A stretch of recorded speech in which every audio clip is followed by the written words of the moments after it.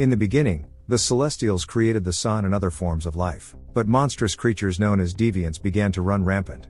The leader of the Celestials, Arishem, brought forth an immortal group of superhumans known as the Eternals from the planet Olympia and sent them on their ship, the Domo, to Earth.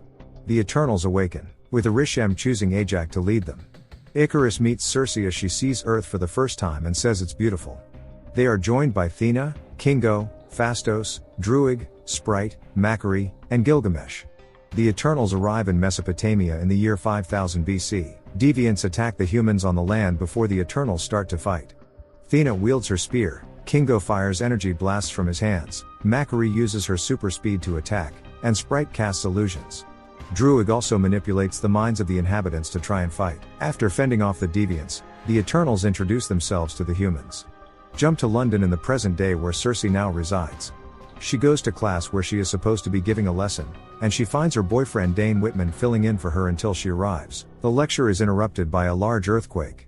Circe has her students go for cover and uses her power to stop a large object falling off the wall from hurting a student. Circe later celebrates Dane's birthday with Sprite and a few others. She gives Dane a ring from his family's history that she has kept for centuries. While walking on the streets, the three are found by a humongous deviant named Crow. Sprite casts an illusion to hide them from it, but the deviant is able to spot them and goes after them, even though deviants generally attack humans and not Eternals. Circe and Sprite ready themselves for a fight before Icarus flies in and fires his laser eyes at the beast. Circe uses her power to turn a runaway bus into rose petals. The Eternals see that Crow is also able to heal itself before it escapes. Circe comes clean to Dane about her life as an Eternal and what their purpose has been. He asks her why they never helped during the Great Wars or when Thanos attacked, and she explains that they were instructed to never interfere in the orders of mankind so as to not hinder their development as a society. Circe also tells Dane that she and Icarus were technically together for centuries, but things didn't work out. She later goes back to her apartment to reconvene with Sprite and Icarus, resolving that they need to get Ajax and the other Eternals together to fight Crow. Flashback to 575 BC in Babylon. After an intense battle with some deviants, Ajax forms a link to speak with Arishem. She expresses respect for his grand plan, but appears to have a slight objection as it pertains to the people of Earth. Arishem tells her not to get attached to them and to follow through with the plan. Ajax goes back to the lair where Phastos is developing a steam engine to provide for mankind. The Eternals live among society openly, with Sprite using her powers to entertain children with stories that come to life through her illusions. Meanwhile, Icarus's feelings for Circe have been growing over time. He admits his love to her, which she reciprocates. They make love outside at night and are seen married later during the age of the Gupta Empire with all of the other Eternals there for them. Back in the present, Circe, Sprite, and Icarus travel to South Dakota to Ajax Ranch, only to find her dead outside her home, killed by Crow. The three mourn their fallen leader, but when Circe approaches her body, the stone in Ajax's body that was bestowed to her by the Celestials attaches itself to Circe, meaning Ajax has chosen her as her successor. Circe briefly catches a glimpse of Arishem before she loses sight of him.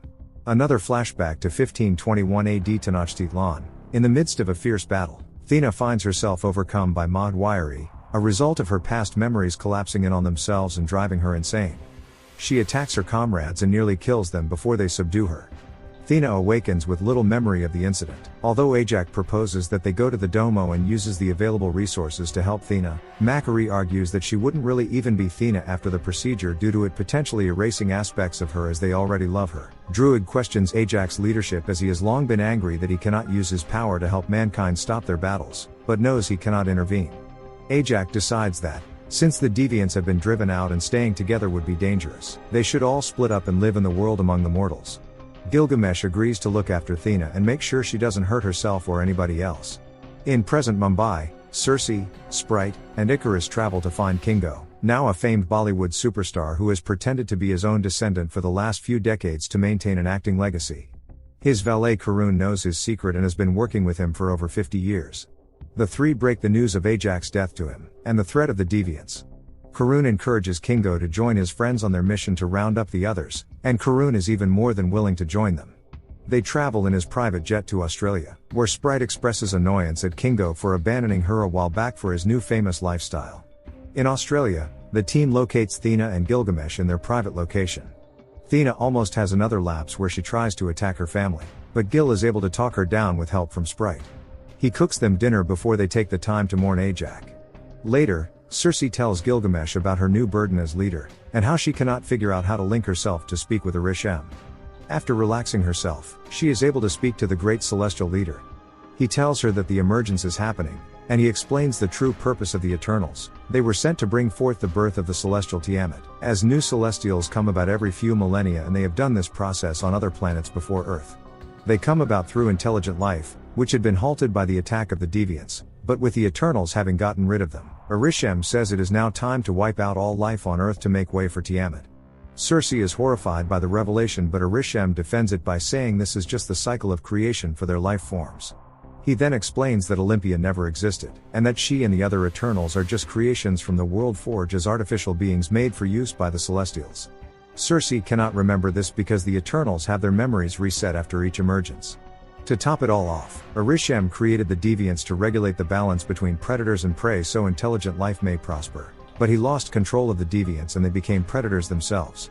He made it so that Eternals could not evolve to correct his mistake. Circe breaks the revelation to the others.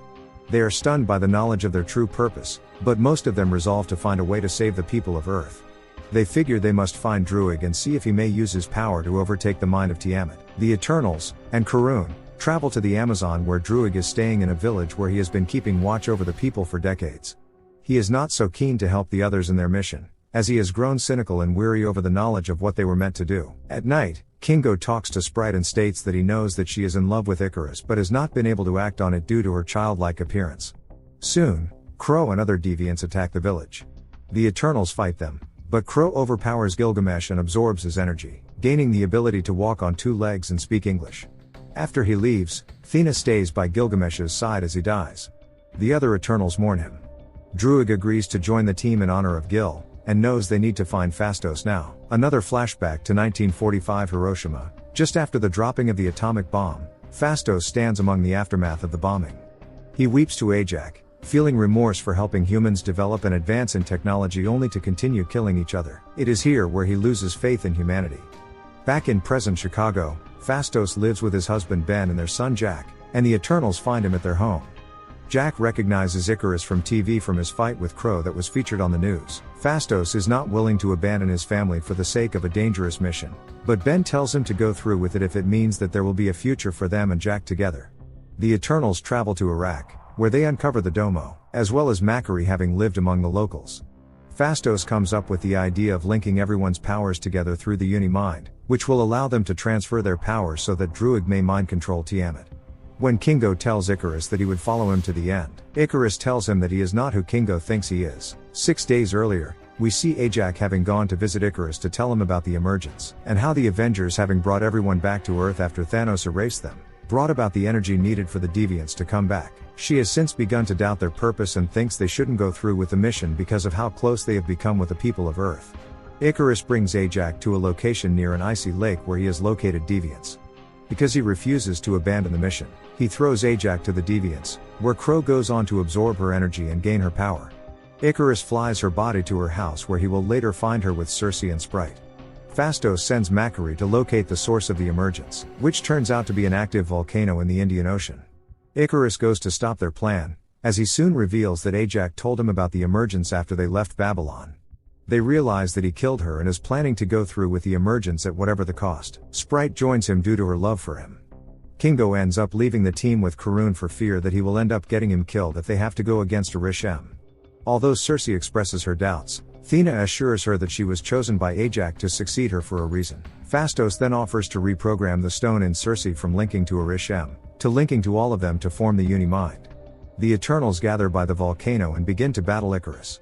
He seemingly kills Druig and fights the others just before Crow arrives to attack. Thena fights Crow, where he taunts her and nearly absorbs her life force until she slices him to pieces. Sprite attempts to take down Circe, but Druig emerges and knocks Sprite out. After they subdue Icarus, the Uni-Mind is activated and Circe takes on the combined powers of the other Eternals as Tiamat begins to emerge from the volcano. With her powers, Circe freezes Tiamat and causes it to remain as some kind of statue. Icarus frees himself, but he feels great remorse for his actions and chooses to fly himself directly into the sun. In the aftermath, Circe understands Sprite's frustration with her life, so she uses the Uni-Mind to take away Sprite's immortality so that she may live a normal human life. The Eternals split up once again, with Thena joining Macquarie and Druig on the Domo as they go look for other Eternals, while Phastos returns to his family. Sprite survives as a human,